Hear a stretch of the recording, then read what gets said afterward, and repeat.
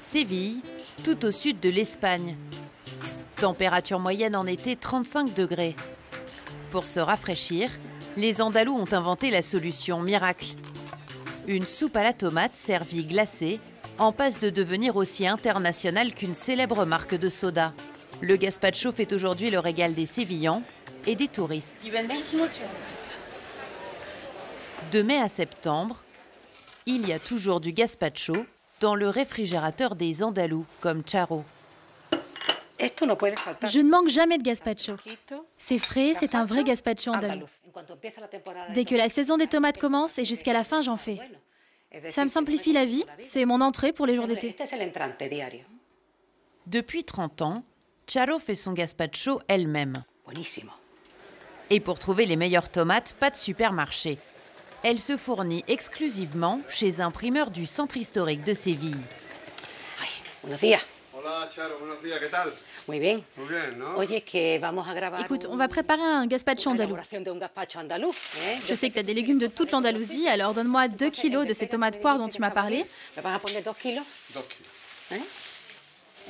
Une botte d'oignons, 2 ou 3 poivrons, Me pones 2 o 3, los ajos. de l'ail, de goût s'il te plaît. Dame dos cabezas de ajo. Y luego Il y a plein de gazpacho différents. hay gazpacho blanco porque Il y a par exemple le gazpacho blanc avec des amandes, le vert qui a de la coriandre ou du persil. Gracias por todo. Hasta luego. Mais Charo pourrait devenir une exception. De plus en plus d'Espagnols achètent leur gazpacho en supermarché. Ils en consomment 45 millions de litres par an. Les marques se sont améliorées. On trouve de très bons gazpacho maintenant. Ça ne vaut presque plus la peine de le faire soi-même. Ça revient aussi cher d'acheter les ingrédients ou la bouteille. J'en bois dans la matinée, par exemple, pas seulement pendant les repas, comme un jus de fruits. Dans les rayons, le leader c'est Alvaillé. Dans les années 90, l'américain Pepsi a senti le filon du manger sain et racheté la marque espagnole. La petite bouteille rouge rejoint la grande écurie du célèbre soda Pepsi aux côtés de ses marques mondiales, les jus de fruits Tropicana, les thés glacés Lipton ou encore les chips Lay's.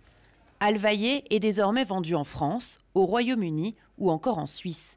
L'international représente la moitié de ses ventes.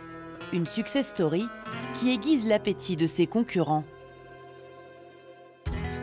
Aujourd'hui, le marché du gazpacho pèse 90 millions de francs et des dizaines de marques se livrent une compétition acharnée dès l'achat des matières premières.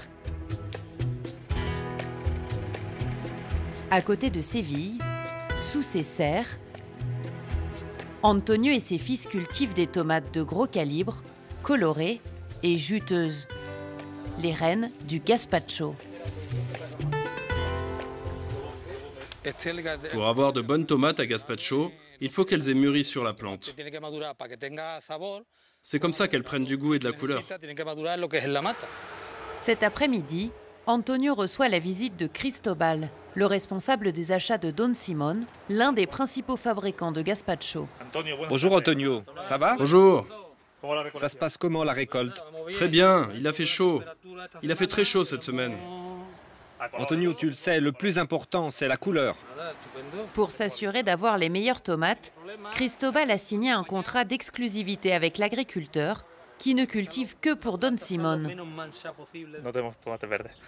Nous, on ne veut pas de tomates vertes. Le gazpacho, c'est avec des tomates bien mûres, bien rouges. Cela fait une dizaine d'années que l'on travaille avec cette coopérative. Et il y a 6 ans, on a signé un contrat pour avoir des plantations uniquement dédiées à notre gazpacho. Une fois récoltées, les tomates d'Antonio vont faire un long voyage. Elles vont passer 7 heures à bord de ce camion frigorifique.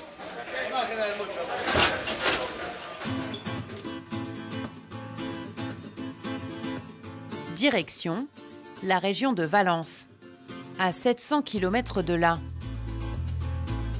où Don Simón vient d'investir dans une usine à la technologie dernier cri pour augmenter sa production et ses exportations. Les tomates arrivent de tout le sud de l'Espagne.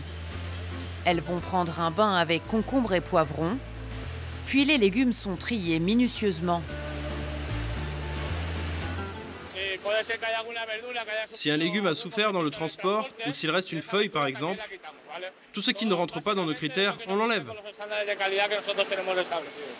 Secret de fabrication, nous n'avons pas le droit de filmer la machine qui broie les légumes.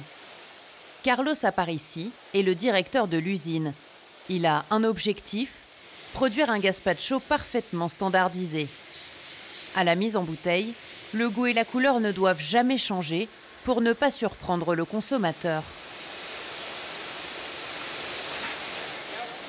Aux côtés de Carlos, l'équipe de recherche et développement est chargée de veiller sur le respect de la recette. La texture est la bonne. Ouais, on sent bien le goût de l'huile d'olive. Oui, le produit correspond au standard. Et on peut connaître la recette? Non, chaque fabricant a la sienne. Et il la garde jalousement. Donc on n'en parle pas. Sinon, elle serait tout de suite copiée. Une recette espagnole devenue internationale. Le gazpacho Don Simón s'exporte aujourd'hui en France et au Portugal. Prochaine étape, la Suisse. Les consommateurs veulent prendre soin d'eux. Or, le gazpacho apporte des fibres et des vitamines A et C, et il est peu calorique. Demain, le gazpacho fera partie d'une culture globale, comme le burger, la pizza ou les sushis. Mais c'est un aliment plus sain et plus facile à consommer.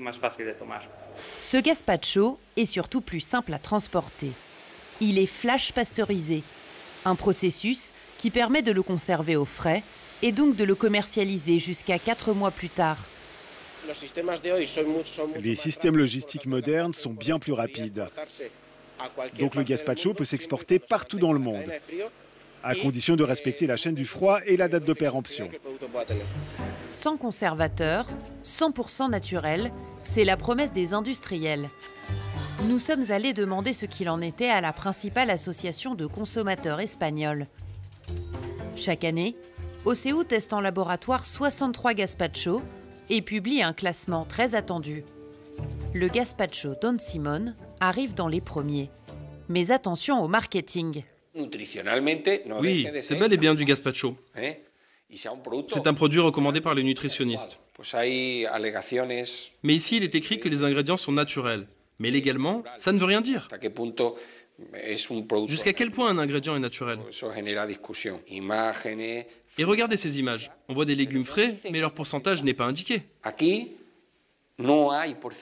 Pourtant, on induit l'idée qu'il y a tout cela dans une bouteille. À Séville, nous retrouvons Charo.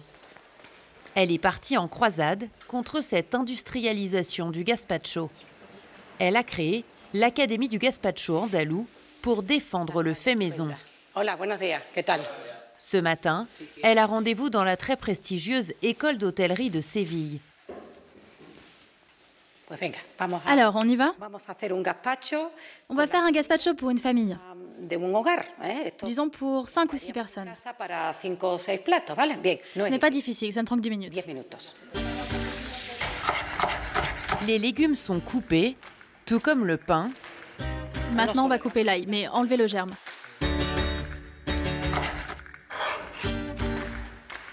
Après avoir mixé le tout, ajoutez huile d'olive, vinaigre et sel. Regardez cette merveille. Quand on achète un gazpacho en bouteille, on ne sait pas par exemple d'où viennent les tomates. Le fait de cuisiner chez soi, le fait de cuisiner pour soi, être acteur de son alimentation, ça nous rend libres.